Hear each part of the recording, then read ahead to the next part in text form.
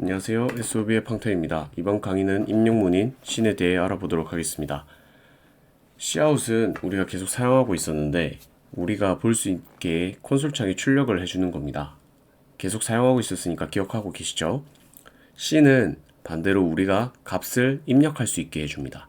실제로 사용해보면서 어떤 문제들이 생기고 어떻게 해결해야 하는지 한번 알아보도록 해보겠습니다. 먼저 이제 캐릭터형으로 문자형으로 제가 변수를 하나 만들고 입력문을 하나 만들어 보겠습니다. 그 입력 받은 것을 콘솔 창에 출력해 줄 수 있게끔 이렇게 출력문도 하나 하고 입력을 제가 2번 받아 보도록 하겠습니다. 네, 이렇게 하는데 여기서 지금 이 꺽스의 방향이 Cout과 반대로 돼 있죠. 이게 데이터의 흐름이라고 했는데 우리가 입력한 이 데이터가 왼쪽으로 흘러서 Cout한테 전달해줘서 Cout의 기능이 콘솔 창에 출력을 해준다. 이 문장을 받아서 이 변수의 값을 받아서 Cout이 출력을 해준다. 이렇게 흘러가는 거고 C는 키보드로부터 우리가 데이터를 입력을 해주는 거죠. 입력을 해주면 이 데이터가 어디로 간다? 이 ch의 값에 우리는 변수만 선언하고 값을 넣지 않았죠. 이 우리가 입력한 값이 ch로 들어간다. 한마디로 쉽게 데이터의 흐름이라고 생각하시면 됩니다. 네, 이렇게 하고 한번 실행해 보겠습니다. 제가 그냥 A 치고 엔터. 그러면 A가 입력이 돼서 Cout이 출력이 됐죠. 제가 두 번째에는 여기 두 번째에는 B를 넣고 엔터. 그러면 B가 출력되는 것까지 확인할 수 있습니다. 근데 여기서 제가 만약에 이렇게 엔터를 치지 않고 스페이스바를 치면 어떻게 될까요? 네, 결과는 똑같이 여기 첫 번째에도 A가 들어가고 두 번째에는 B가 들어갑니다. 이게 왜 그러냐면 C는 화이트 스페이스를 만나면 입력이 끝났다고 느끼기 때문입니다. 화이트 스페이스는 이전에도 얘기했는데 뭐 띄어쓰기나 아니면 개행 엔터죠, 엔터. 이거를 하게 되면 이제 C의 입력이 끝났다고 생각하기 때문에 첫 번째 값을 입력을 하고 뭐 띄어쓰기를 한다거나 엔터를 누르면 이제 두 번째 값이 이제 바로 들어가는 거죠. 첫 번째 값 입력하고 출력되고 두 번째 값 입력하고 엔터 치면 두 번째 값 출력되고 이런 식으로 사용한다고 생각하시면 되는데 여기서 문제가 하나 발생합니다. 여기서 제가 뭐 좀 여러 개를 입력했다. 예를 들어서 이렇게 되면 어떻게 될까요? 그러면 첫 번째 값과 두 번째 값이 바로바로 입력이 되고 세 번째 값부터는 다 버려집니다. 자, 다른 예시로 A, B, C, D, E, F 이렇게 만약에 길게 연속으로 입력했다. 그럼 첫 번째에는 A가 출력이 되고 두 번째에는 B가 출력이 되고 C부터는 다 지워지는 거죠. 무시를 한다고 생각하시면 됩니다. 그렇기 때문에 만약에 첫 번째 입력할 때 내가 실수로 잘못 입력해버리면 두 번째 값까지 영향을 미치게 되는 거죠. 그럼 이거를 방지하기 위해서는 씬에서 이제 이그노라는 것을 사용해야 합니다. 씬.이그노. 이그노가 뭐냐? 무시한다는 뜻인데, 자, 이거를 넣고 한번 실행해 보겠습니다. 이렇게 됐을 때 제가 A, B 이렇게 넣었다. A, B, C를 한번 넣어보겠습니다. 그러면 A, B, C가 등록해서 첫 번째는 A가 들어가고 B가 이그노가 제가 무시한다고 했죠? B가 무시되고 C가 여기 두 번째 CH에 들어가게 된 거죠. 이게 이그노가 디폴트 값은 여기 1이기 때문에 한 개만 무시한다는 뜻입니다. 그럼 얘가 제가 2를 넣으면 어떻게 될까요? A, B, C 똑같이 입력해 볼게요. 이렇게 하면 B, C가 무시되고 C내 A가 입력이 됐기 때문에 이 CH가 Cout을 통해서 A가 출력이 된 거죠. 그럼 제가 두 번째를 입력을 해야 되는 거죠. D라고 입력하면 D가 나오는 거죠. 아까는 한 개만 무시했을 때는 C가 자동적으로 두 번째에 넘어갔는데 두 개를 무시해 버리니까 두 번째 값이 새로 입력을 받게 됐죠. 근데 이거를 제가 얼마나 몇 개를 실수할지 예측할 수 없기 때문에 이제 처음부터 입력한 거를 추가로 다 무시할 수 있습니다. 어떻게 하냐? 시내 이그노 안에 이제 제한자를 걸어주는 건데 우리 앞에서 한번 썼던 적 있습니다. 리미츠라는 라이브러리를 통해서 이제 뉴메릭 리미츠 스트림 사이즈 뉴메릭 리미츠 스트림 사이즈 이거를 이제 써줄 건데 여기서 이제 크기까지 지정해 줍니다. 이렇게 이 라이브러리 안에 있는 이 제한자를 쓰는 건데 이 스트림 사이즈 크기만큼 최대 크기만큼 무시하겠다 라는 뜻이죠. 그러면 어떻게 되냐, 제가 이거를 만약에 여기 맨 앞에 썼어요. 이러고 제가 한번 실행해 볼게요. 그러면 막 입력을 해. 그리고 엔터를 눌려. 막 입력을 해.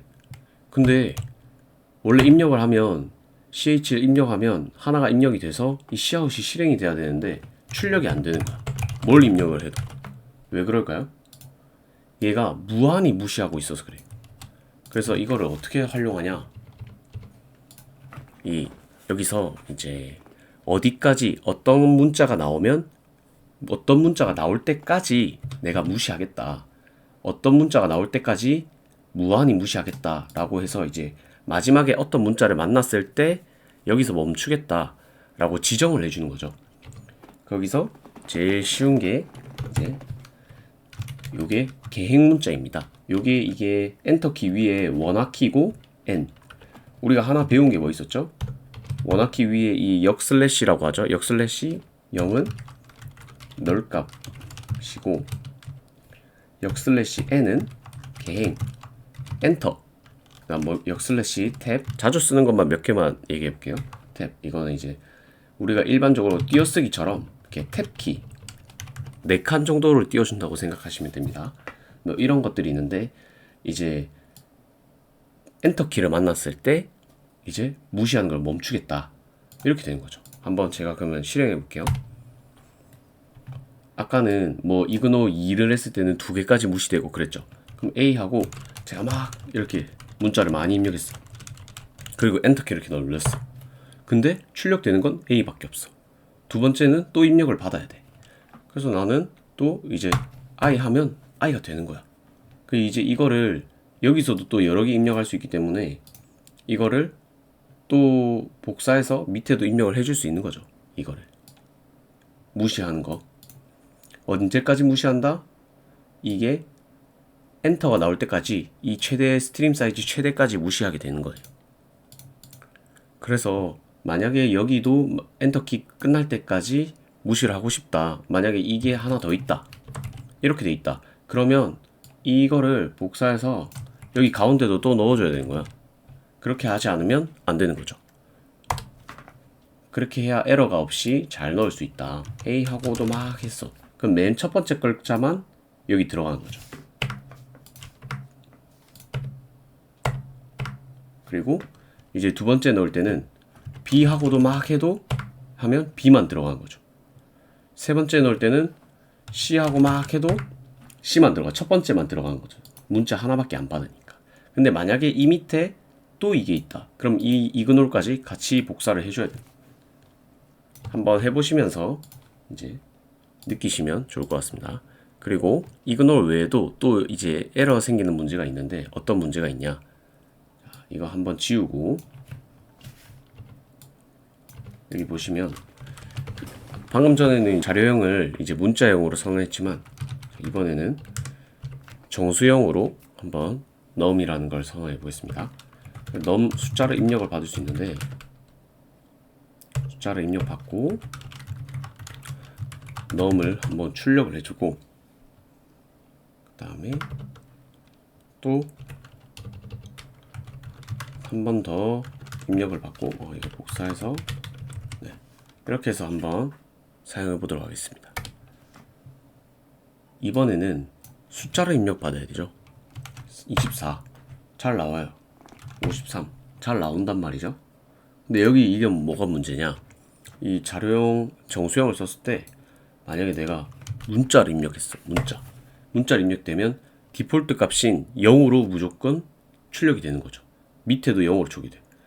입력을 하지 않았는데도 그냥 입력을 원래 두 번 입력받아야 되는데 무조건 한 번만 입력받고 꺼져버리는 거죠. 그렇게 되면 안 되는데, 이럴 때는 어떤 걸 쓰냐?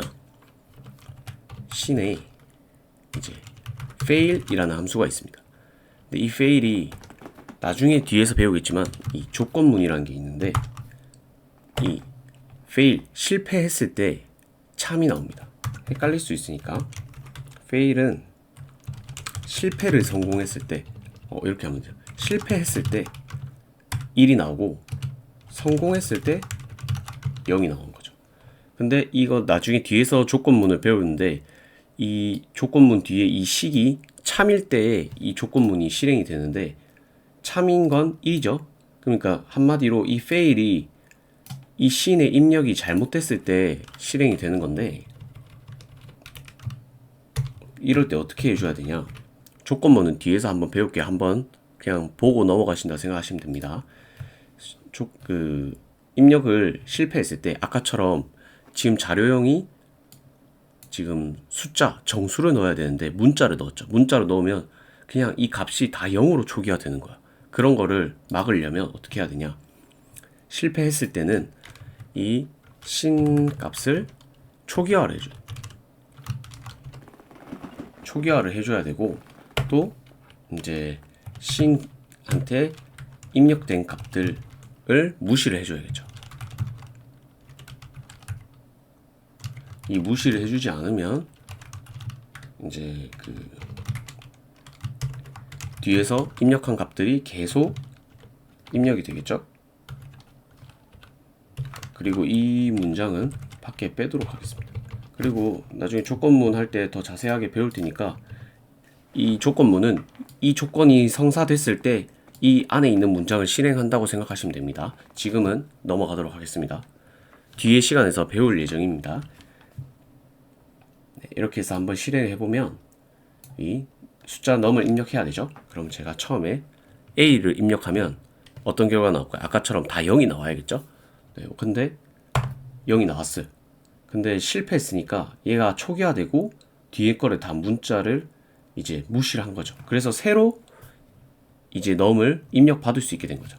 11 이렇게 두 번째 입력해서 입력 받을 수 있다. 예를 들어서 이거를 제가 주석 처리를 해볼게요. 이렇게 주석 배웠죠? 주석 처리를 하면 이 코드가 실행이 되지 않습니다. 이렇게 해서 실행을 하면 A를 입력했을 때 그냥 0으로 초기화돼 버리죠. 이 이그노우가 있더라도 상관없이 실패했을 때 씬에 이 데이터 값을 초기화를 해주지 않으면 입력 안 받아도 다 디폴트 값이 0으로 설정됩니다. 그렇기 때문에 이 실패를 했을 경우에는 초기화를 꼭 해줘야 한다. 이거를 알고 계시고 사용하시면 좋을 것 같습니다. 네, 오늘은 여기까지 씬에 대해서 한번 알아봤습니다. 감사합니다.